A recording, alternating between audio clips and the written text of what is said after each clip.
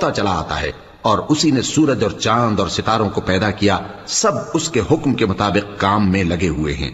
دیکھو سب مخلوق بھی اسی کی ہے اور حکم بھی اسی کا ہے۔ اللہ رب العالمین بڑی برکت والا ہے۔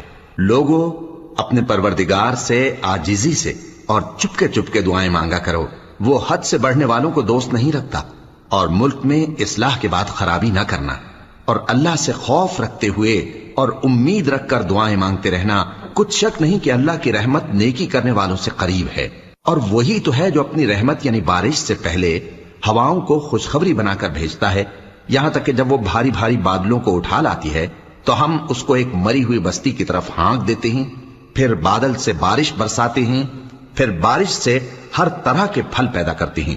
اسی طرح ہم مردوں کو زمین سے زندہ کر کے باہر نکالیں گے۔ یہ آیات اس لیے بیان کی جاتی ہیں تاکہ تم نصیحت حاصل کرو۔